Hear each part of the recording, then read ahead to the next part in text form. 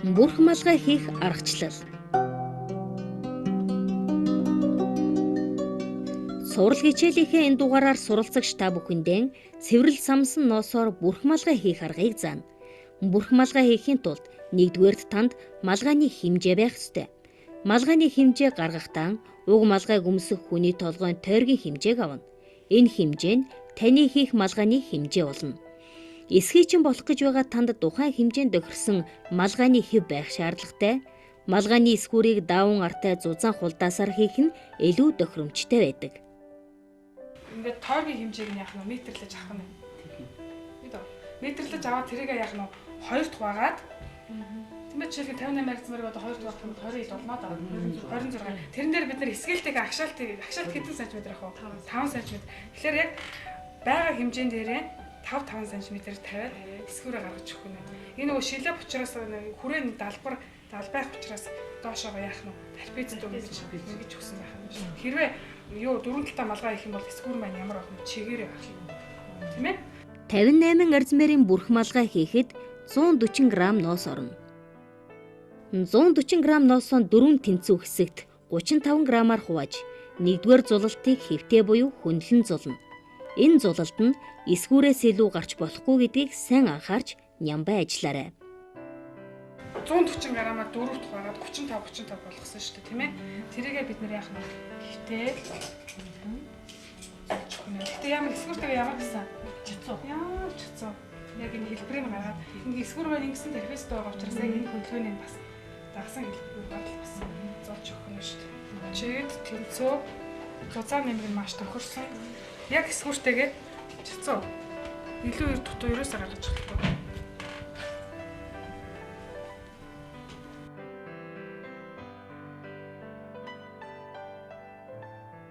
Хавтгаас ихтэй бид нар дөрвөн удаа зулсаа дөрвөлгээ зулж чагаад л усалж байсан тийм үү? Энэ бол ерөөсөө тийхгүй. Зулах болох юм бол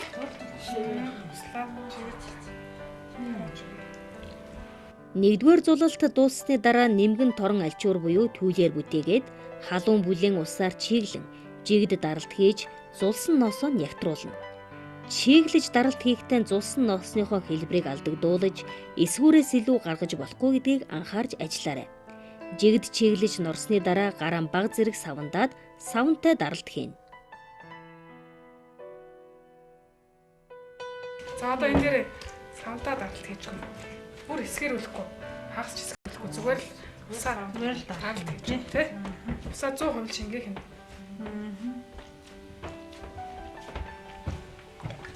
Малгайг хүн даавгаар эсгээд хийж болно, ширээрч хийж болно, юугаарч хийж болно шүү дээ. Эсгээгээр ноосоор хийх аль болохоор ноосыг өөр нь тий.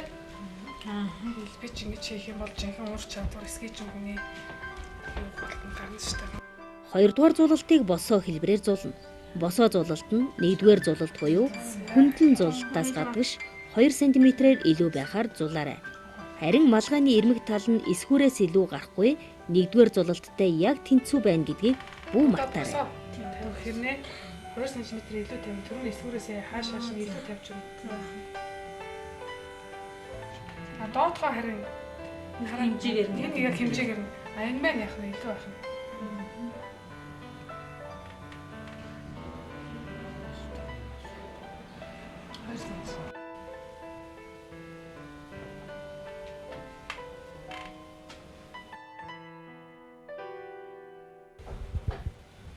За 2 дугаар зулалт нь хаашаа 2 см байна гэсэн тийм үү? Доод хүрээ хэсгээрээ бол 2 см илүү тавигдахгүй. Энэ гурван талаараа яах вэ? Илүү тавьж 2 см-ээс илүү тавигдчих өгнө. За тэгснийхаа дараа бас л яах вэ? Чүүлээ тавиад чигд норгож өгнө. Түрүүний нэгдүгээр энэ норгосон ус байгаа шүү дээ, тэрэн дээрээсээ 2 дахь усаа яг дээрээс нь доош нь чигд дарж өгнө. Ийш тийш нь ингэж мэгж ерөөсөө болохгүй. Яагаад тэгэхээр энэ чи хөдөлж шүү. Одоохон эсгүүрээс байгаа учраас хамаагүй тэгж болохгүй маш болгоомжтой. Та нар энэ 2 см илүү тавих гэж байгаа яана гэж бодож байна. агшин гэж бодож байна. Агшин гэж дугаараад яана гэж бодож байна. Одоохондоо тийм төсөөл байхгүй л байна тий. Агш бол өөрөөр юм. Агшаалтаа ер нь бол бодсон шүү дээ 5 см түрүү эсгүүр дээрээ. Ус маань халуун бүлээн байх хэрэгтэй. Хүүтэн байх юм бол бас эсгэргүй шүү дээ. Тийм учраас ер нь халуун бүлээн хөргөж болохгүй. Савн төрхөө даралттай хэллэг хийж өгнө шүү дээ. Даралттай тийм ээ савнтай даралт. Ямар ч гэсэн ингээд татмаа яаж авах хэрэгтэй дагаад. Савнтай даралтыг 10-аас 15 минутаар дээрээс нь доош чиглэлд жигд дарж хийн. За жигд нь оргоцсныхаа дараа яах вэ гэсэн асуулт гарч ирж шүү дээ. Та нар энэ 2 см яах гэж мэдэхгүй л байгаа тийм үү одоохондоо. Маш болгоомжтой. Эргүүлээ. Эсгэрүүлээгүй байгаа тийм үү. Тэгээ энэ илүү гарсан хэсгээ ингэж өгөх нэ. Энэ яаж байгаа гэхээр эн чинь жинхэнэ нөгөө нэг ойд л орохгүй хоорондоо нийлж өгөх юм байхгүй юу? Одоо ойлгосон уу? Малгайнд ойдол гарахгүй битүү хийхин тулд 2 дугаар зулалтыг эсгүүрээс гадагш 2 см-ээс илүү гаргаж зулах ёстой юм байна. Зөвхөн малгайнд ч биш, эсхий чин үйлчин та ямар нэгэн битүү зүйл хийх болвол энэ аргаар урлах ёстойг багш зөвлөж байна. 1-2 дугаар зулалт дууссаны дараа эргүүлж 3 дугаар зулалт хийгдэнэ. Зулалт бүрийн өмнө ноосныхоо хэмжээг дахин шалгаж байх нь илүүдгүй гэдгийг санаарай. Зулалт бүрд 35 г ноос орох ёстой юм шүү. 3 дугаар зулалтыг 1-р зулалтын адил хэвтэй буюу хөндлөн зулна. Энэ зулалт нь эсгүүрээс илүү гарахгүй байх ёстой. Ноосныхоо зузаан нэмэгнийг тааруулан жигд зулаарай. Бас яг дээрээс нь доош жигд явж өгнө. Гарч өгнө.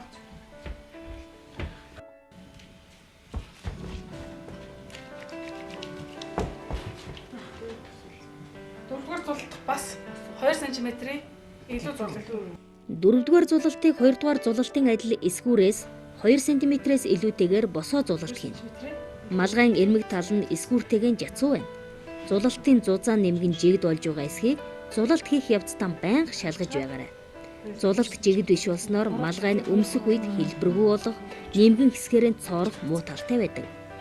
Зулалт дууссаны дараа түүлээр бүтээгээд халуун бүлийн усаар жигд норгож, дараа нь 10-аас 15 минут савнтай даралт хийнэ. Савнтай даралтыг дээрээс доош чиглэлд хийгээрэй. Байн байгаараа явж өгнө. Савндаж өгнө. Гэх мэтчлэнгээр юу ч хийж болно. Тийм ээ жижигхэн цүнх хийх юм бол яг нөгөө эсгүүрээ гаргаад тэгэл яг энэ аргаараа 2 см илүү тавиал ингээл хийх нь байна. Дөрвөн талдаа малгай хийх юм бол эсгүүрээ бас 4 чин урт гаргаал тийм ээ. Тэгэж хийж болно. Бэлээ байх юм бол бэл шиг гарны хэлбэртэй эсгэж байгаа л хийн. Битүү шахаа, битүү аавс бүгдийн эсгүүрийг яах нь ингэж хийх.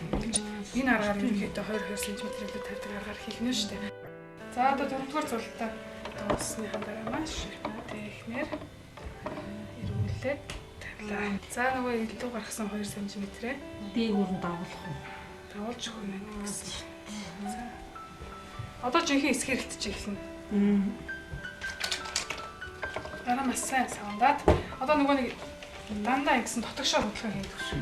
А ингэчгэл юм бол нөгөө наасаа 2 см ноос маань цаашаа болоод цоорхоо болно. Тийм учраас дандаа ийм яах нь дотогшоо хөдөлгөөн хийж өгөх юм байна.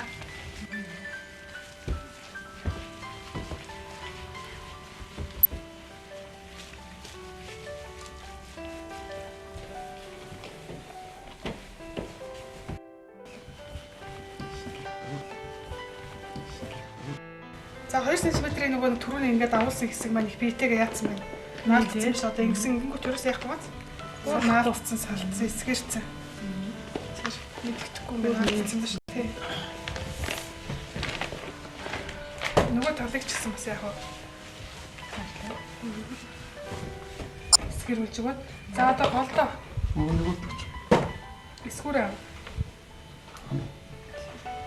Эсгүүрээ авахтай хулдаасныхаа бэлгарыг хитаах шиг болж байгаа байхгүй бол бас цоолж яагаад тэгэхээр дотор талын чиг хэсэг нь ерөөсөө эсгэрэгтэй байгаа. Маш өвтэй гаргасан. За одоо ингэж яах нь эсгүүрээ авчихлаа. За одоо дотор талынхаа хэсгийг гадна тийш нь явах. Эргүүлээ. Тэрийг бас эсгэрүүлж өгөх хэрэгтэй.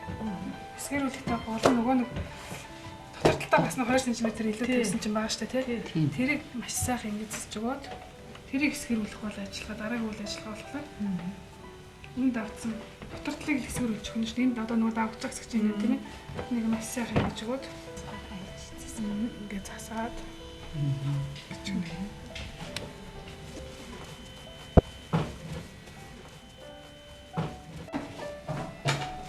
Чиг тэгж уусгаж өгөхгүй. Дотор талын эсгээрүүлэлт хийхийн өмнө илүү гаргасан 2 см носон их биетэй нь уусгаж шингээж өгнө. Үүний дараа түүлээр бүтээн эсгээрүүлэлт хийн. Эсгээрүүлэлт нь өмнөх эсгээрүүлэлтийн адил 10-аас 15 минут хийгдэх ба үүний дараа малгайгаан агшаах эсгээрүүлэлтийг бэхжүүлэх зорилгоор халуун усанд хийж зайлна.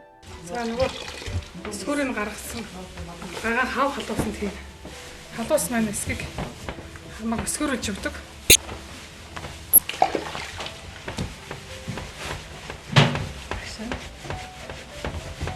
За ингэж агшаахын тулд савандаад гараар ингэж илдэж өгнө. Илдээ, агшаач илдээд базаад тий халуусан тэгээд савандаад яг илдээ агшаач өгнө гэхээр агшаач. Жижигхэн болгож өгнө шүү дээ, тийм ээ.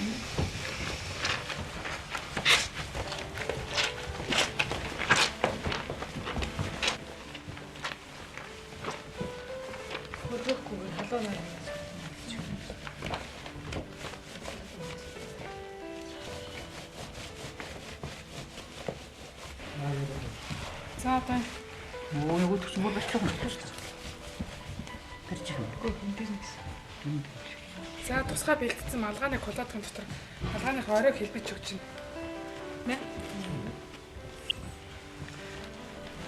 Энэ доотлол нөгөө нэг шилээ учраас энэ нөгөө хүрээтэй болгохын тулд өөрөөр хэлбэл энэ оройн сан 20 санчтай тийм хагас нөхөрсөн босгоч нь 20 60 ийм санччил хүний толгой байх гэж бодож байгаа шүү дээ. Тэгээд энэс доод хэсэг маань юу болж өгөх юм? Хүрээ олж хүрээ шүү дээ. За эхлээд бол ерөөсөө л оройгоо л яах хэрэгтэй хэлбэх хэрэгтэй. Орой бол маш сайхан хэлбэж өгөх хэрэгтэй. Кодот нь модоор хийчих юм тий. Тэ. Яг 58 арцмарт таарсан кодот байна л да. Өөрөөр хэлбэл одоо та нар энэ хэмжээд яах нь хэлбэж өгөх юм.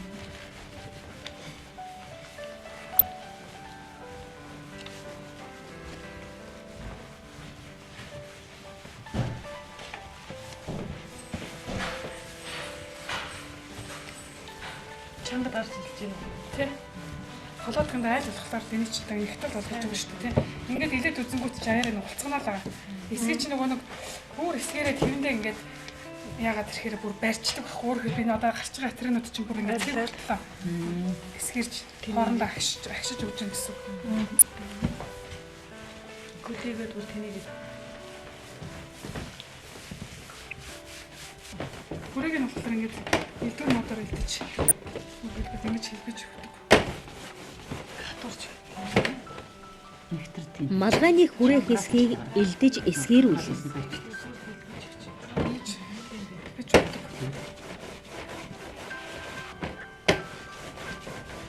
За одоо ингээд хүрээгээ эсгээрүүлснийхэн дараа энэ дээдлээ баг Малгайны орой хэсгийг элж За эсгээрүүлнэ. дараа нь тэгээд боллоо гэж үзэх юм бол халуун усанд хийж бүр сайн халуун усанд хийж Малгайгаан эсгээрүүлж дууссаны дараа халуун усаар зайлж угаагаад сэгсрэгчэнд хийж сэгсрээд модон хэвэндээ өмсүүлж хатаа.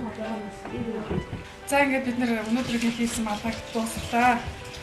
За ингээд малгайгаа түрүү бид нэр хүрээгээ хөвлээд оройгоо хөвлсөн. Ингээд хөвлснийхэн дараа хамгийн гол асуудал маань хатаах асуудал байгаа. Тэгээд хийж дуусчаад цэвэр усанд зайлаа сэгсрэгчэнд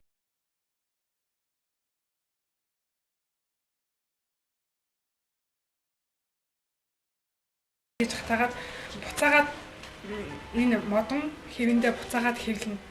Хэвлээ дуусныхаа дараа хүн яаж ч гойж болно та нараа өөрсдийнх сэтгэлийн юу мэдэн штэ. Одоо би энд бол цагаан ноосоо ягаан өнгөтэй босох зохицуулаад ягаан өнгөний ноосоор бүслөөр хийгээд тэгээд ийм хатгай ноосоор тусгай юм зэгзээний хайчаар ингээд цэцэг хайчлаад энэ ягаан өнгөний хүрээтэй учраас цэцэгнийхээ юуг нь бас яг голын ягаанаар хийж өгөөд ингээд энэ малгай маань хийж дуслаа. Ингээд залуу хүмүүс энтэй тааруулаад ийм адилхан цагаан хүмүүс цүнх ингээд хийх юм бол маш сайхан зохицолтой болгож өгөх юм аа.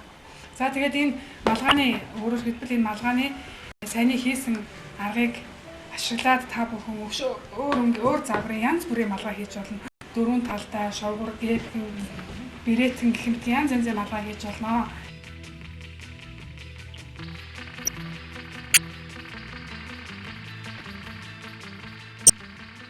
Эрхэм суралцагч та бүхэндээ цуврал хичээлийнхээ 2-3 дугаараар этэн шахай бүрхэн малгай хийх аргыг заалаа. Энэ хичээл таны амьдрах ухаанд тус болно гэдэгт итгэлтэй байна. Эсгийчин болох хүсэлтэд та бүхэн энэ хичээлүүдээр сурсан эсгий урлах аргуудаа амьдрал ах уйдаа хэрэглэж, өрхийн орлогоо нэмэгдүүлж, найз нөхөд үр хүүхдтэй зааж сургаарай. Дэлхийн цээжинд ханаан ширлэж, Монгол гэртэн эсгий урлан амьдарч ирсэн монголчуудын урлах ухааныг өнөөдөр дэлхийн хүн төрлөختөн шагшин магтаж байна. Үйлчин эсгийчин таны үйл дуран, үйлс тань өөдрөг байгээ.